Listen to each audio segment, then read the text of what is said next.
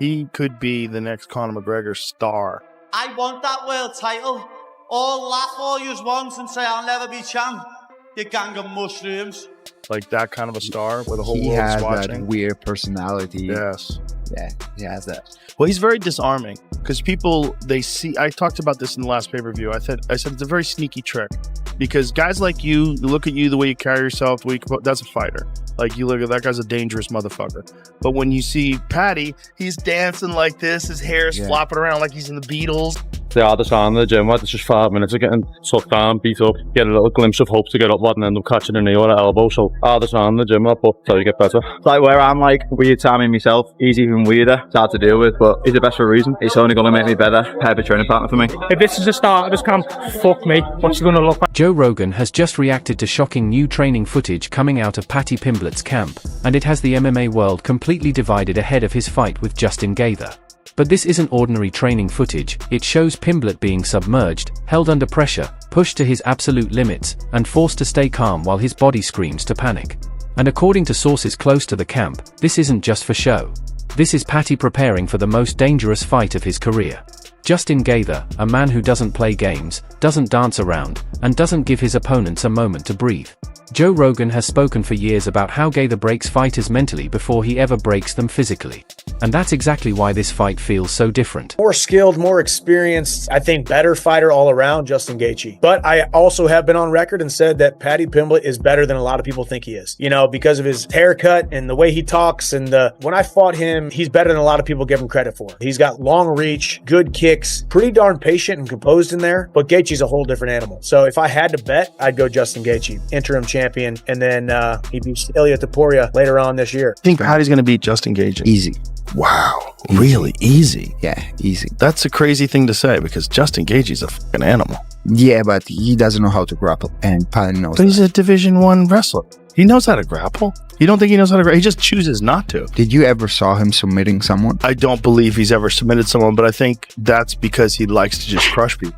If you have the ability to submit someone as soon as you can, you would do it. Damn, what could be next for Paddy? Ilya says he thinks Paddy kills Justin Gaethje. I don't think kill him, dude. Justin Gaethje is so fucking solid. But again, a 5-round fight, 2, 3, 4 rounds into the match, and Paddy does score a takedown. Now he's got maybe Justin Gaethje on his back in half guard. That's very plausible. Justin forgets he fucking wrestled. He definitely trains it, but you could see why Ilya thinks that a little bit. Plus, Justin Gaethje's 36, Paddy Pimblett's 30 years old. But again, you can't count Justin Gaethje out. He could knock Paddy the He's facing someone who thrives in chaos.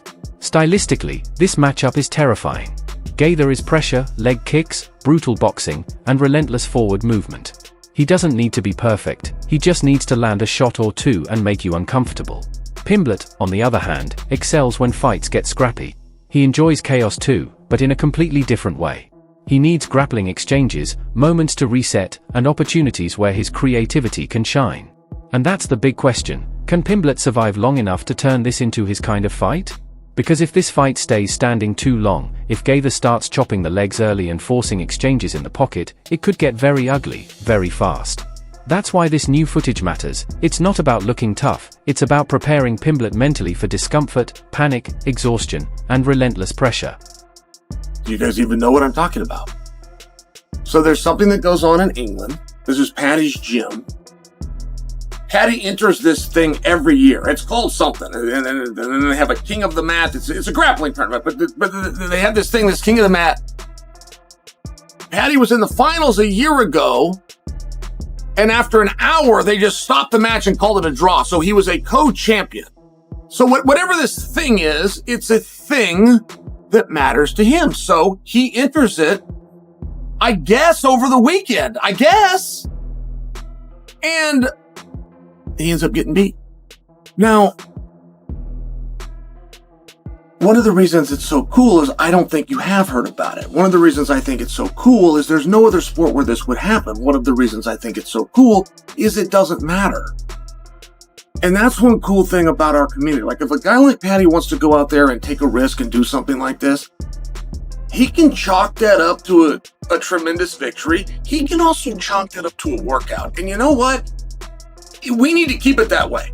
It's one thing that we have done very well as a group, and there's no other sport that's like that.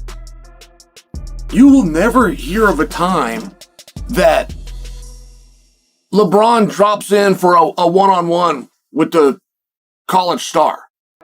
He just couldn't take the risk.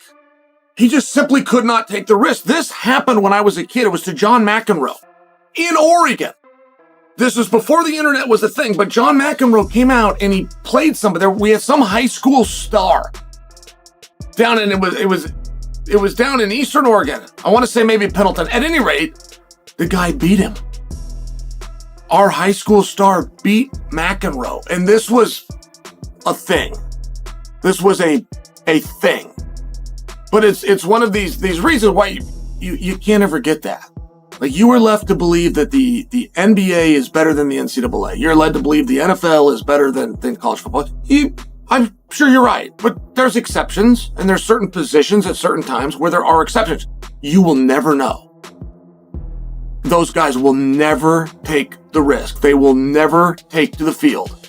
They will never take to a three-point stance and go, they'll just never do it. On the outside chance that somebody's filming and somebody puts it, it's one of those things. And you get guys that love to compete. I mean, I got one resentment towards our sport. One, which is that we only do it 3 times a year. I mean, I can't even tell you the lack of respect that I have for a guy that misses a martial art. Because Gaethje brings all of that and more. The MMA community is completely split.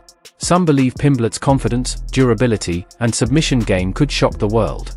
They think if he can drag Gaethje into deep waters, secure a neck, or force a scramble, anything is possible. Justin Gaethje versus Paddy Pimblett should not be for an interim title. So it was announced that Justin and Paddy will be fighting in January as UFC 324's headliner, and as much as I like this matchup, I have a problem with it being for an interim title. Because champion Ilia Topuria says he won't be fighting in the first quarter of 2026 due to personal reasons, so he expects to make his return around spring. So not only do I think that is not too long enough to warrant an interim title fight, but it also feels wrong to have this fight without Arman Tsarukyan in it. This is a belt for the 3rd best fighter in the division, and honestly, it may not even be for the 3rd best when we consider fighters like Max Holloway and Charles Oliveira. This is something the UFC did to appease Justin, who has basically said he's only fighting for UFC gold, and for Paddy, who the promotion wants to see become a champion. Overall, great fight, and I'm going to side with Paddy on this one as I think Justin is past his best days, but yeah, this should not be for an interim title. But what do you— This could be one of the biggest upsets in recent UFC history.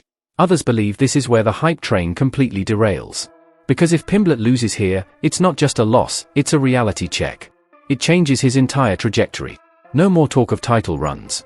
No more easy matchups. Just the harsh truth of what elite lightweight competition really looks like. And for Gaethje, this fight is about protecting his legacy. Lose to Paddy Pimblett, and suddenly everything he's built is questioned. Win, and he reminds everyone exactly why he's been one of the most feared fighters in the division for years. That's why the pressure is massive on both sides. Joe Rogan has always said that fights like this expose who you really are, not when things are easy, not when the crowd loves you, but when someone is trying to take your head off and refuses to back down. Pimblett knows what's at stake, Gaethje knows why he's here, and after seeing that footage, one thing is clear: this fight isn't hype anymore. This fight is real.